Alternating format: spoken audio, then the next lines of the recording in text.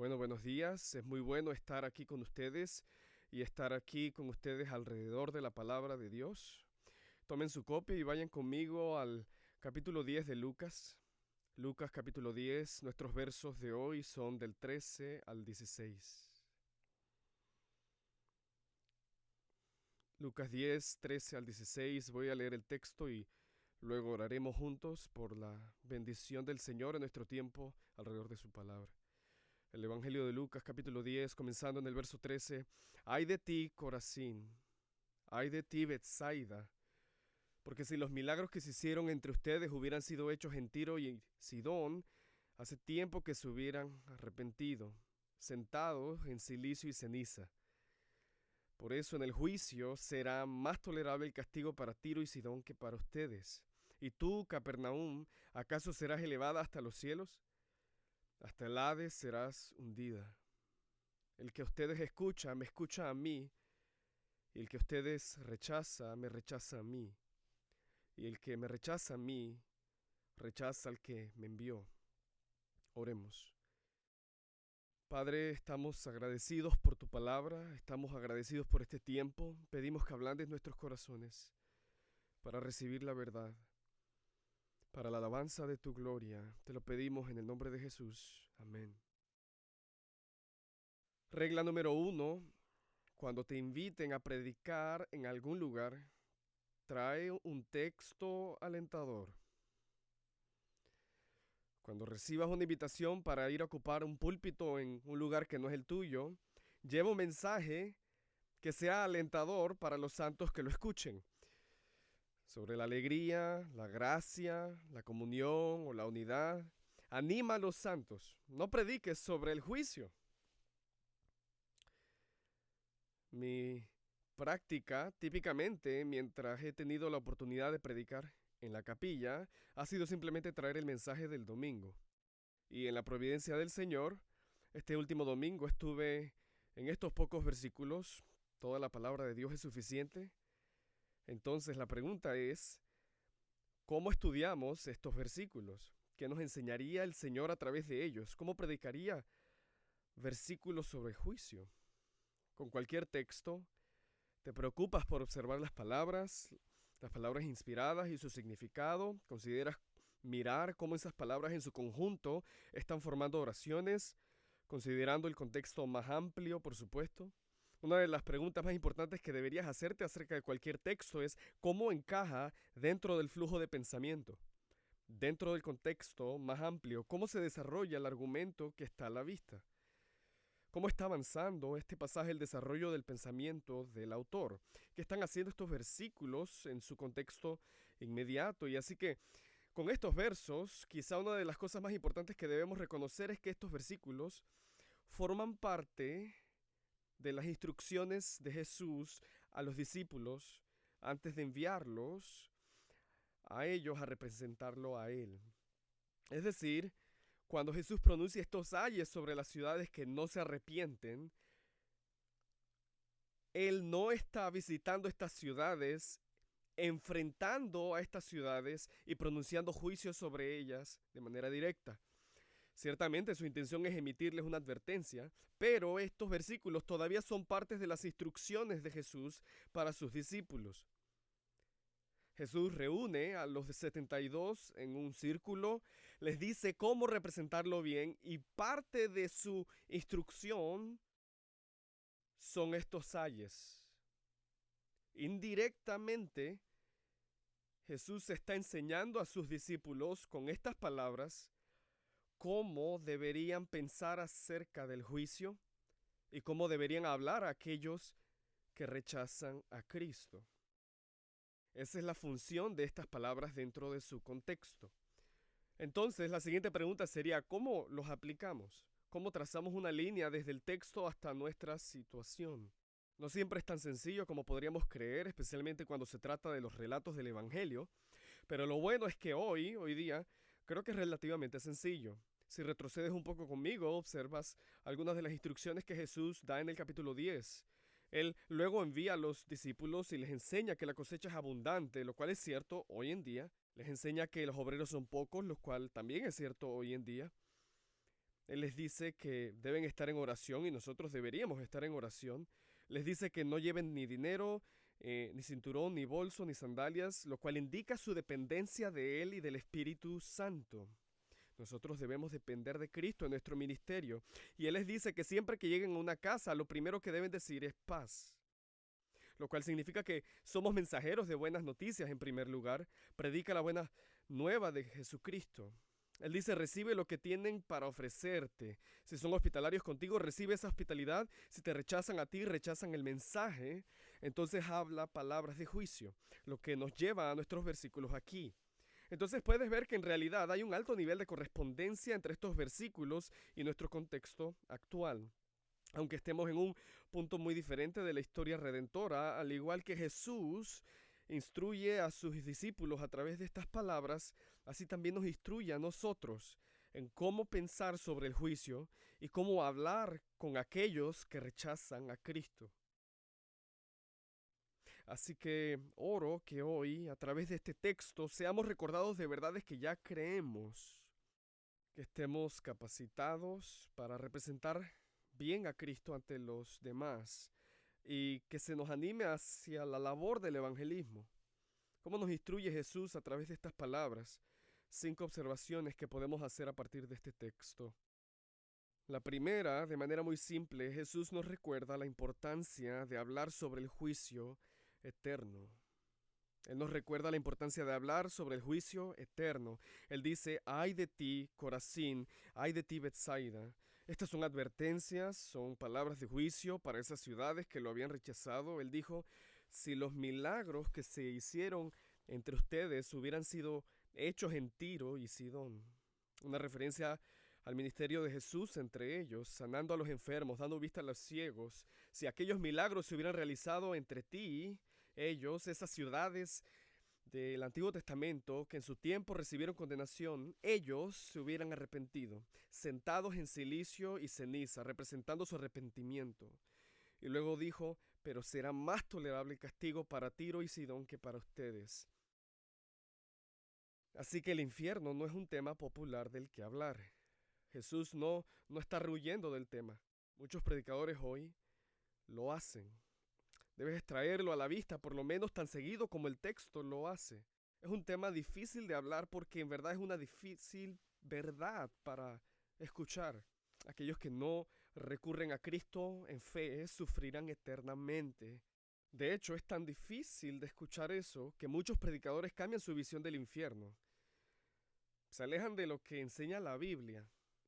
Y muy a menudo ves que sugieren que quizás el sufrimiento no es eterno. Está limitado, lo cual no es lo que enseña la Biblia. Sirves bien a tu gente, sirves bien a los incrédulos al mostrar la verdad del juicio eterno, al hablar sobre la doctrina del infierno. Pones la eternidad en perspectiva y eso es lo que la gente necesita escuchar. Cada domingo los santos necesitan escuchar sobre la eternidad. Predica el cielo a aquellos que van hacia el cielo. Los pecadores que no se arrepienten necesitan escuchar la verdad del juicio eterno. Necesitas traer la eternidad a la vista. Y si consideras el hecho de que Jesús aquí está predicando a ciudades enteras, comunidades que lo habían rechazado, ves lo urgente que es el mensaje. Piensa en nuestra sociedad actual y en lo fácil que sería que la sociedad eliminara la eternidad de nuestra perspectiva. La cultura occidental nos hace creer que el aquí y el ahora es la suma total de todo. La sociedad occidental no quiere que ponderemos la eternidad. Tú sirves bien a las personas predicando sobre el cielo y el infierno. Muestra a las personas las verdades de la eternidad. Entiende que hay una diferencia entre decir y mostrar. Es una cosa en tu predicación decirle a la gente que Cristo es glorioso. Es otra cosa mostrarle a un Cristo glorioso. Muéstrales las glorias del cielo y muéstrales los horrores del infierno. si has puesto tu fe en el Señor Jesucristo para salvación, tus pecados están completamente perdonados. Y muy pronto tú estarás en el cielo. Y cuando estés en el cielo, verás a tu Salvador cara a cara.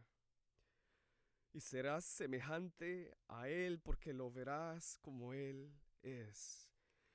Lo que quiere decir que no quedará ningún pecado en ti. En un instante, la lucha diaria que tienes contra tu orgullo, contra la carne, finalmente terminará. Y mirarás a tu alrededor y no encontrarás pecado allí. Y tú morarás allí con Cristo eternamente. Si no has confiado en Cristo para la salvación, la Biblia enseña que tú pasarás la eternidad sufriendo. La Biblia dice que el infierno es el lugar donde el gusano no muere, donde el fuego no será apagado. El infierno es un lugar de oscuridad, es un lugar de tormento, es un lugar de llanto y de crujir de dientes, mucho pesar y remordimiento por cada pecador que esté allí. El infierno es el lugar más solitario del universo. No hay compañerismo, no hay ninguna amistad ni comunión en el infierno. Cada pecador que está allí está desesperadamente solo en su sufrimiento. Y el pecador podría decir, ¿cómo puede un Dios justo y amoroso castigar a un pecador de esa manera, eternamente? Mirando la vida de esta persona, no eran tan malvados o malos y eran rectos en la comunidad. ¿Cómo puede él castigar a un pecador de esa manera? Lo cual es fundamentalmente no comprender la naturaleza del pecado. Cada pecado se comete siempre contra un Dios infinitamente santo. Y debido a que se comete contra un Dios infinitamente santo, Él es justo al castigar al pecador eternamente. Ahora tú tienes que aprender a predicar la doctrina del infierno con sensibilidad pastoral. No creo que realmente haya mucha necesidad de golpear el púlpito al hablar de estas verdades contundentes. ¿Cómo desarrollarías una sensibilidad pastoral al no rehusar la verdad del castigo eterno? Debes recordar que haces esto en amor por el pecador.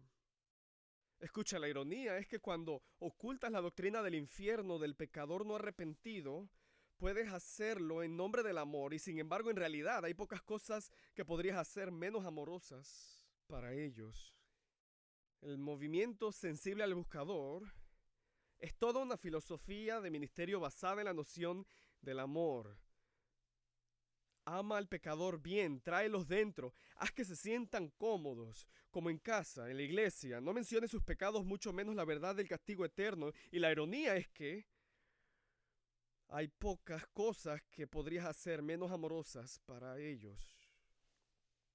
Jesús quiere que pensemos en el juicio y que hablemos de sus verdades.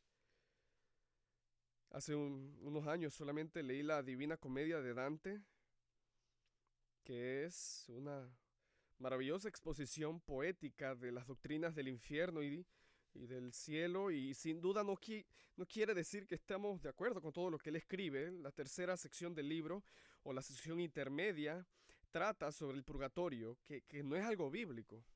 Pero cuando Dante expone el infierno en una forma poética, yo estaba leyendo un capítulo al día, simplemente contemplando lo que él dice y lo hace, de una manera tan maravillosa que te ayuda a meditar sobre las realidades del juicio eterno. Y una de esas cosas que hace especialmente bien cuando habla del juicio eterno es mostrar que existen diferentes grados de castigo allí. Así que Jesús le dice a Corazín y a Betsaida que va a ser peor para ti que para Tiro y Sidón. Cuando hablamos sobre la depravación total, no estamos diciendo que cada pecador haya seguido cada pecado hasta su máximo nivel. Eso no es lo que estamos diciendo. Pero cada pecador es un pecador inherentemente, de principio a fin, incapaz de hacer ningún bien por sí mismos. Y los pecados que sí persiguen van a ser castigados. Y así que es correcto, es bíblico entender que hay grados de sufrimiento en el infierno. Y Dante le muestra al personaje atravesando diferentes capas del infierno y observando diferentes grados de sufrimiento. Y descubrí que a medida que seguía leyendo, mi corazón estaba triste. Mi corazón estaba triste por los perdidos. Estaba triste por los incrédulos que Dios ha puesto en mi vida. Mi corazón creció en amor por ellos y más que nada quería hablarles sobre el juicio eterno. Jesús querría que pensáramos y habláramos sobre el juicio. Segundo punto, a través de sus instrucciones, Jesús también nos recuerda de la importancia de hablar sobre el arrepentimiento. Arrepentimiento. Él advierte a Corazín y a Betsaida y luego les dice, si mis milagros se hubieran hecho en Tiro y Sidón, ellos se habrían arrepentido hace mucho tiempo. Ahora esto es solo una mención de arrepentimiento en un ay que Jesús da, que es para el beneficio de los discípulos y su instrucción. Pero es representativo para un tema que permea todo el ministerio de Jesús. Jesús aparece con un mensaje de arrepentimiento. Arrepiéntanse porque el reino de los cielos se ha acercado. Juan el Bautista le precede con un mensaje de arrepentimiento. Hay un sentido en que todo el ministerio de Jesús está mostrando la cercanía del reino de los cielos para que la gente se aparte de su pecado. Y así que tal como tú eres fiel al hablar sobre la realidad del infierno, también debes dejar claro a los pecadores que hay una forma de evitar el castigo eterno. ¿Por qué es que alguien está en el infierno? Siempre solo por su pecado. ¿Cómo es posible que algún pecador pueda ser encontrado en otro lugar, específicamente en el cielo? Porque por la gracia de Dios se apartaron de su pecado y se entregaron a Cristo. En tu predicación sobre el arrepentimiento, tal vez necesitas más habilidad o sutileza de la que quizás crees.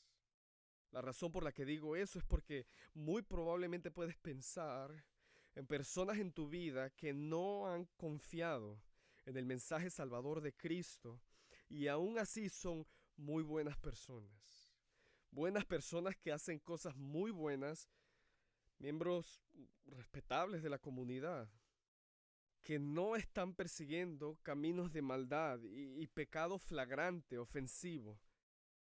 Y entonces, ¿qué es a lo que los estás llamando a abandonar? Pienso en el hombre de mi iglesia que sé que no es creyente y sin embargo está allí todos los domingos. Es un hombre agradable con quien interactuar y hace mucho bien en su vida por otras personas a quienes les agrada su compañía. ¿De qué lo estoy llamando yo a arrepentirse? Yo no lo estoy llamando a arrepentirse de ir a la iglesia. Yo quiero que esté allí más que en cualquier otro lugar en el día del Señor. No lo estoy llamando para que deje de ser amable con otras personas.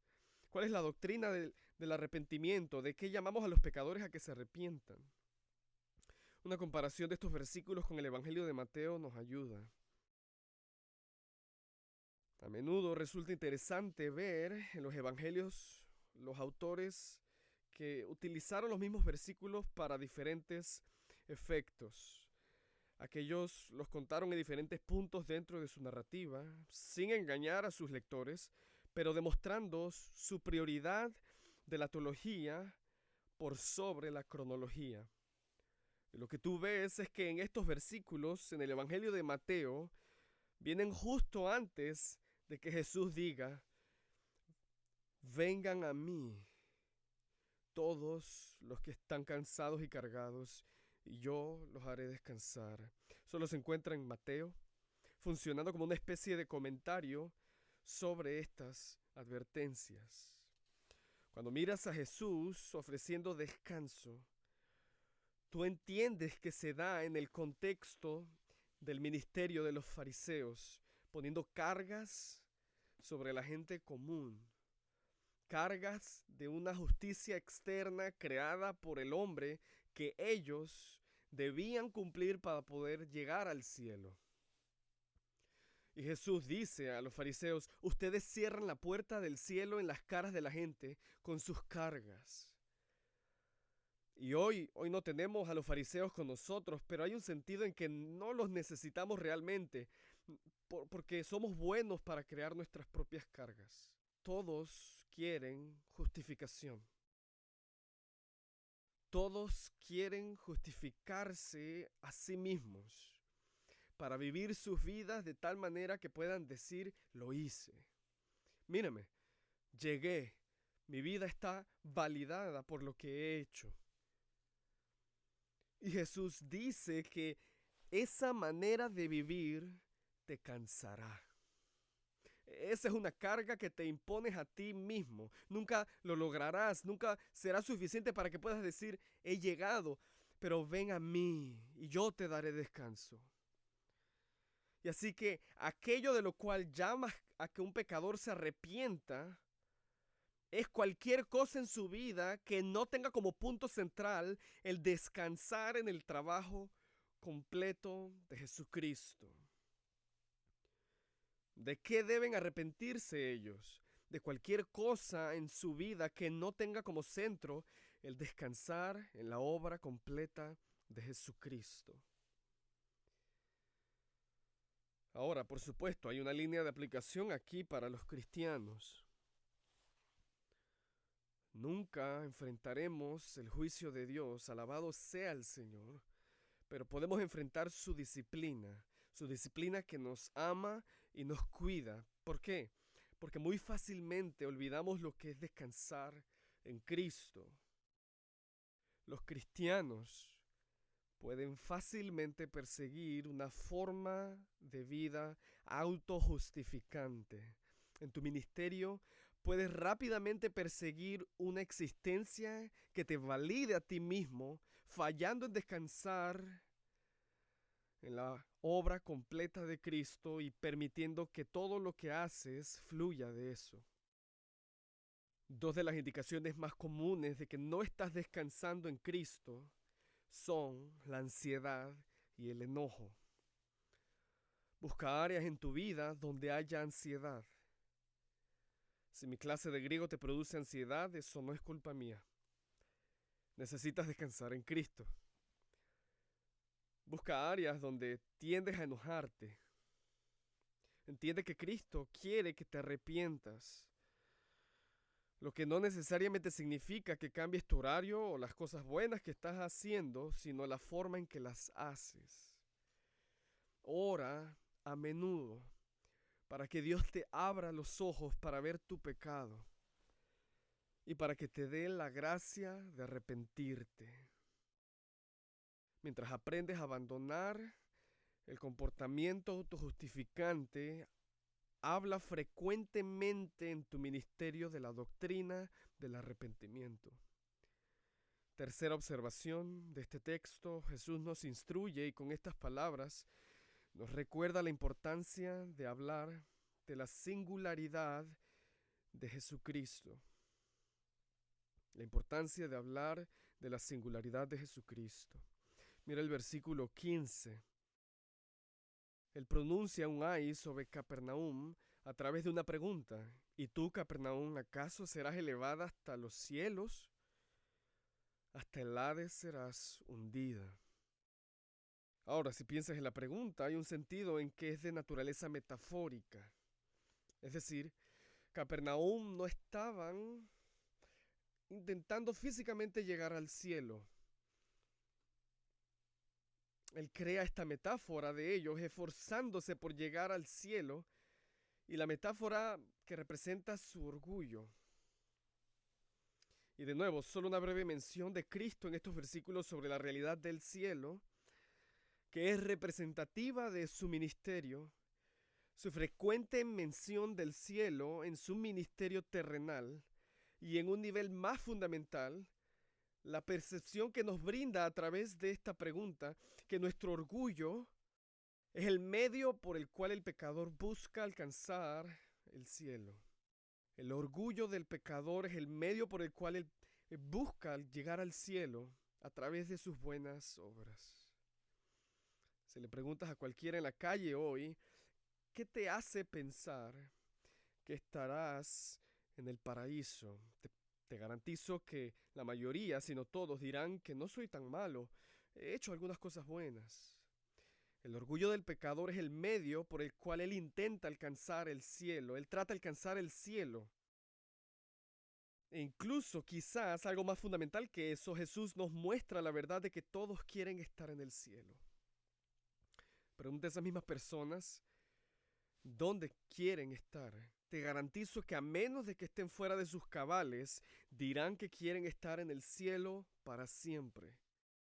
Independientemente de su perspectiva del mundo, su sistema de creencias, ellos quieren estar en un lugar que ellos tienen en su mente que tal vez llaman el cielo. Nuestra es la responsabilidad y el privilegio de explicar que Jesús es el camino, la verdad y la vida, y que nadie llega al cielo. Nadie llega al Padre en el cielo excepto a través de Él. Ahora entiende que si estás predicando la verdad sobre el infierno, va a ofender, pero aún más va a ofender tu predicación sobre la singularidad de Cristo. Es la doctrina más ofensiva para aquellos que están fuera de la fe cristiana. Porque en esencia lo que está diciendo es que cualquiera que sea tu sistema de creencias, cualquiera que sea tu cosmovisión, a menos que se centre en la persona de Cristo, tal como la Biblia lo representa, está equivocado. Hoy, por cierto, la razón por la que sé que está mal es porque mi visión del mundo está correcta. El desafío al considerar predicar la singularidad de Cristo es considerar cómo lo haces, de tal manera que no añadas a la ofensa. En todo tu evangelismo, tú no deberías ser el punto de ofensa. Mientras predicas una verdad ofensiva, deja que la verdad ofenda. No seas el punto de ofensa. No añadas a la ofensa. Entonces, ¿cómo predicas la singularidad de Cristo sin añadir a la ofensa? Creo que la forma en que lo escuché hacer, que fue la más pastoralmente sensible, fue como hace un año en el servicio conmemorativo de mi madre. Ella se enfermó de repente y su salud empeoró rápidamente hace poco más de un año. Y a una semana de su diagnóstico recibí una llamada diciendo que ella había fallecido y se había ido al cielo. No pudimos regresar a casa para estar con ella, así que nos subimos a un avión al día siguiente y dentro de una semana ya estaba sentado en su servicio memorial. Así que la vida cambia muy rápido y mi hermano, que es un pastor en el Reino Unido, de alguna manera, no sé cómo, predicó en el servicio memorial de su madre. Y él se levantó y había tal vez como unas 50 personas ahí, una pequeña iglesia en el sudeste de Inglaterra, y la mayoría de las personas ahí eran incrédulos, eran colegas, un pequeño grupo de cristianos, la mayoría eran incrédulos. Y se levantó y dijo, ustedes quieren que yo les diga que mi mamá está en el cielo hoy. Él dijo, todos aquí quieren que les diga que mi mamá no está sufriendo. que ella está en el cielo. Y les puedo decir que sí, porque ella confió en el Señor Jesús para la salvación, que es la única razón por la que alguien está en el cielo. Tu tono al predicar es tan importante. Es tan fácil para un chico joven subir a un púlpito y golpear y tener un tono agresivo. Piensa en el tono con el que predicas la singularidad de Jesucristo. El momento es realmente importante. Fue totalmente apropiado que él dijera esas cosas en un servicio conmemorativo. La bendición de tener relaciones continuas con incrédulos es que no tienes que lograr todo en una conversación. Lo realmente importante es que al predicar la singularidad de Cristo, apelas a un contexto más amplio. Así que mi hermano dijo, ¿tú quieres que te diga a ti que nuestra mamá está en el cielo y no está sufriendo? Él apeló al deseo que está en todos, no solo por su propio bienestar, sino también por el de los demás. De la misma manera, cuando prediques la singularidad de Cristo, destaca primero su suficiencia. Predica la suficiencia del Señor Jesucristo. Dile a los pecadores cuánto Él ha hecho por ti. Predica cómo Cristo es el buen pastor que entrega su vida por los pecadores que no lo están buscando.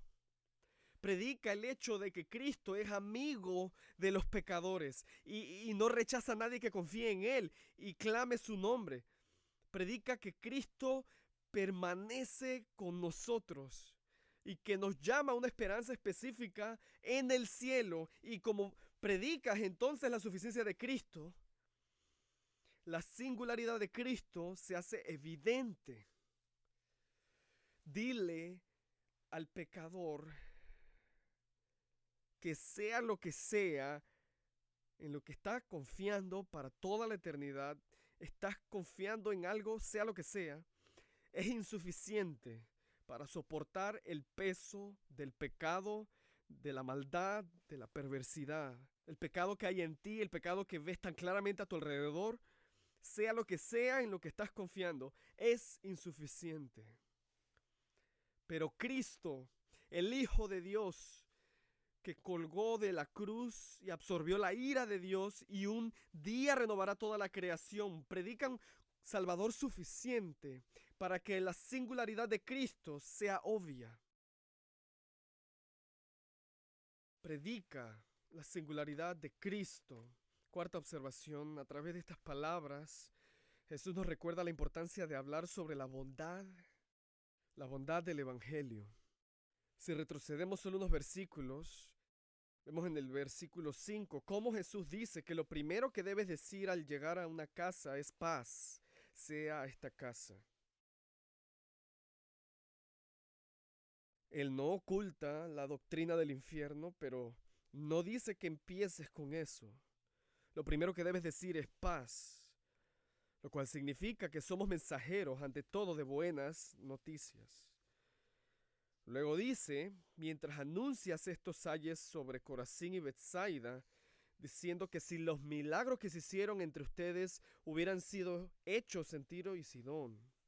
Así que Jesús está haciendo referencia a su ministerio entre ellos, los milagros que hizo, que mostraron su bondad.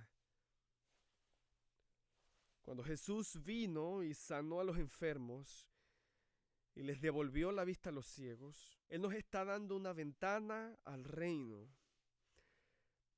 No es que el reino estuviera completamente establecido cuando Jesús vino en su primera venida, pero a través de sus milagros, Él nos da una ventana al reino. Él nos está mostrando lo bueno que es ser su discípulo. Él nos está mostrando para qué estamos destinados. El ministerio de milagros de Jesús está exhibiendo su bondad inherente. Y la idea aquí, la lógica de su argumento es que Deberías haber visto y reconocido esa bondad y permitir que te impulse a venir a mí y entender que puedes confiar en mí.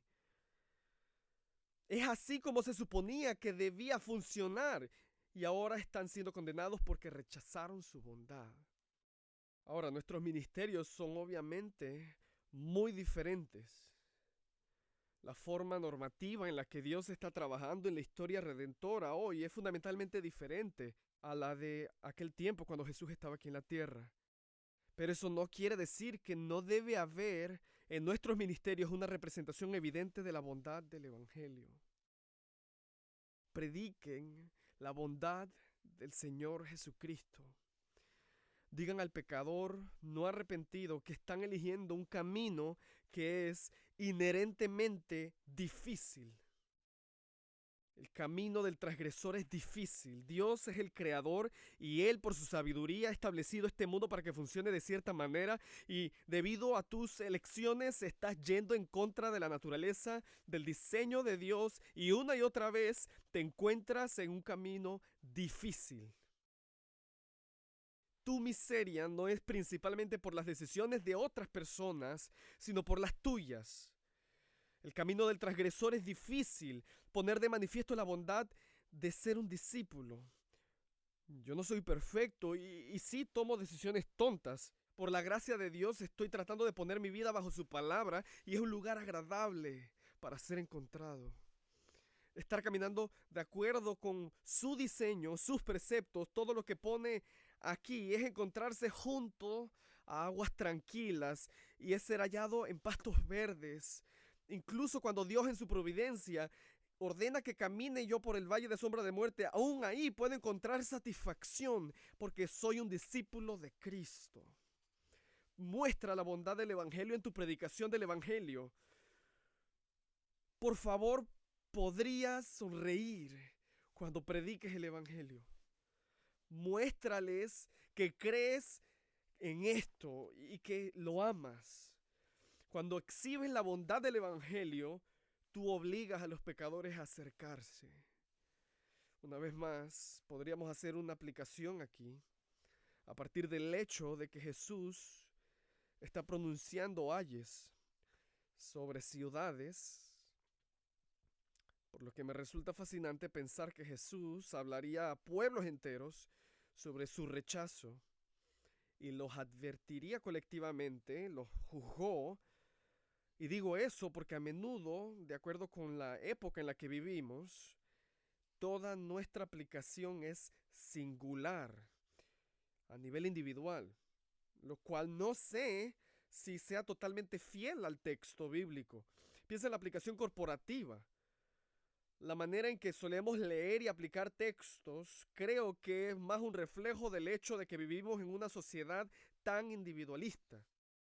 Las epístolas fueron escritas a las iglesias. Los cristianos viven juntos. Se supone que deben trabajar en su santificación el uno con el otro.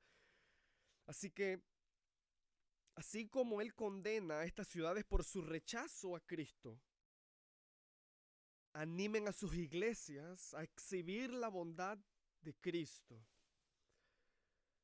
Animen a sus iglesias a pensar en su testimonio en la comunidad. La gente está viendo. Dejen que vean la bondad del Evangelio en ti. Ora que cada domingo haya incrédulos en medio de los santos. Que Dios en su providencia traiga gente que esté entre los santos, que no conozca a Cristo salvíficamente y ora que al estar allí ellos oigan y vean el Evangelio.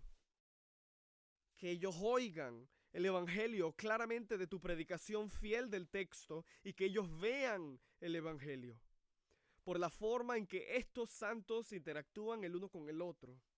Y el testimonio de las buenas obras que les encomiendas no es difícil. En realidad es muy simple, es decir, un amor sacrificado por los demás. Un compartir sus vidas por los demás que es celestial, de otro mundo. Piensa que ese pecador que está entre la congregación mire a su alrededor en un domingo y diga: nunca he visto nada antes como esto. para que ellos digan, esto es algo que nunca he encontrado allá afuera. Y ora para que al mostrar la bondad del Evangelio, eso los impulse a acercarse a Jesús en fe. Último punto, a través de estas palabras Jesús nos recuerda la importancia de hablarnos a nosotros mismos acerca de la soberanía de Dios. Así que mira el versículo 16, Jesús dice, el que a ustedes escucha, me escucha a mí. Y el que a ustedes rechaza, me rechaza a mí. Y el que me rechaza a mí, rechaza al que me envió. Otra vez, cuando Jesús dice, ay de ti Corazín y Betsaida, hay una función retórica en lo que está haciendo. Todavía forma parte de sus instrucciones a los 72, por lo que esas palabras están informando indirectamente a los discípulos sobre cómo pensar y hablar acerca del juicio. En el versículo 16 hay un cambio. Ahora los está mirando a los ojos y les está hablando una vez más directamente.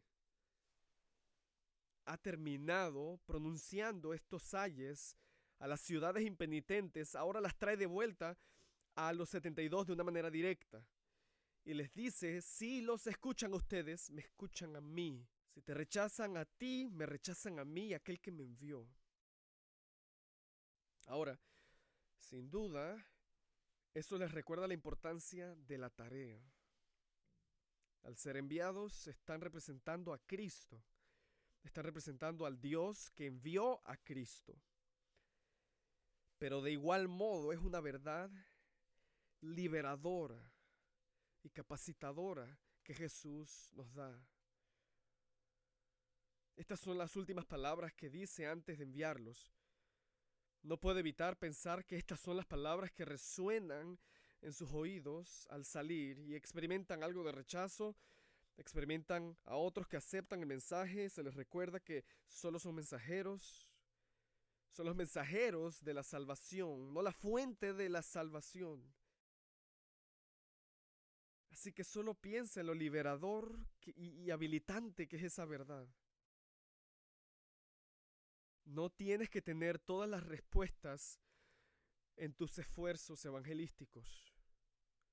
Dile a tu gente, no necesitas conocer a los Nefilim para representar bien a Cristo. No tienes que tener todas las respuestas, pero determina ser excelente con el Evangelio.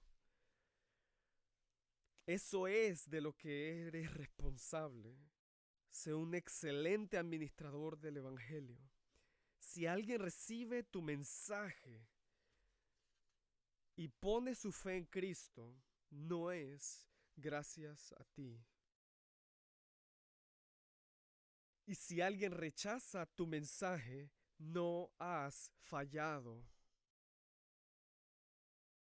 ¿Ves qué maravillosamente liberador es recordar la soberanía de Dios en la salvación? Si miras los próximos versículos, los discípulos salen, tienen un grado de éxito, vuelven alegres. Jesús dice, cálmense, no se adelanten, versículo 20, no se regocijen en esto de que los espíritus se les someten, sino regocíjense de que sus nombres están escritos en los cielos. Él dice, piensa en la soberanía de Dios en la salvación, piensa en tu propio testimonio de salvación. Cómo estabas muerto en tus delitos y pecados, sin vida espiritual, no buscando a Dios. Cómo Él avivó tu espíritu y te hizo estar vivo para la alabanza y la gloria de Jesucristo. Medita en eso y permite que eso informe tus esfuerzos de compartir a Cristo con los perdidos. Jesús quiere que pensemos frecuentemente en la soberanía de Dios como un estímulo y una verdad habilitadora en nuestro ministerio. Para ser claros, esta no es la última vez que los discípulos necesitan instrucción sobre esto. El capítulo 10 del Evangelio de Lucas, aún quedan muchos capítulos, y como bien sabes, los discípulos a menudo tropiezan y a menudo se equivocan. Y Cristo es tan amable, tan paciente con ellos. Lo fascinante es que cuando llegas al libro de los Hechos, escrito por Lucas, Él muestra a estos hombres como valientes, sin avergonzarse del Evangelio, predicando con claridad las mismas verdades que Cristo está transmitiéndoles. Así que solo escucha, a modo de ejemplo, el apóstol Pablo, uno de sus muchos discursos del libro de los Hechos. Él dice: Dios declara ahora a todos los hombres en todas partes que se arrepientan. ¿Por qué? Porque Él ha establecido un día en el cual juzgará al mundo en justicia. ¿Cómo juzgará al mundo? Por medio de un hombre a quien Él ha designado, habiendo presentado pruebas a todos los hombres cuando lo resucitó de entre los muertos.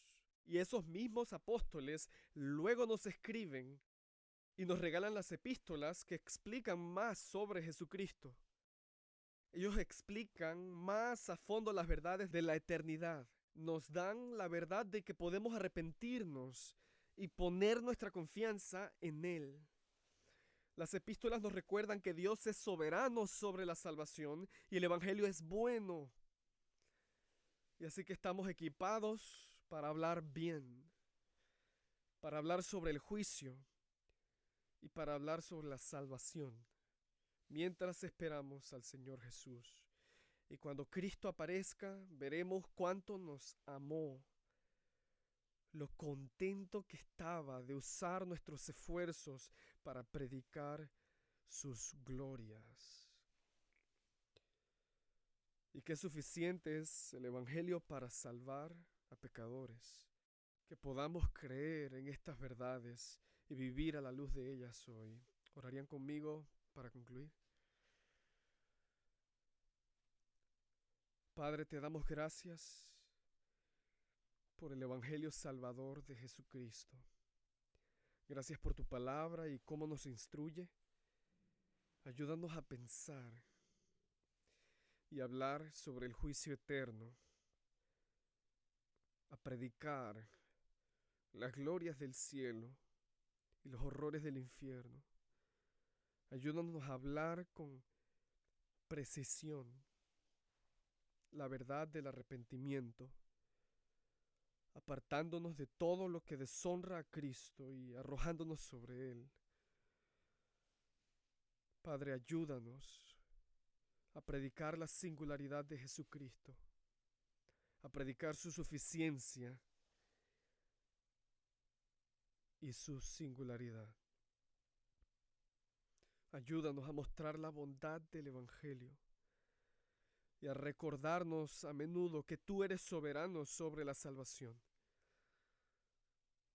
Que seamos fieles en nuestros ministerios y, Señor, oramos para que veamos a pecadores salvados para la vida eterna.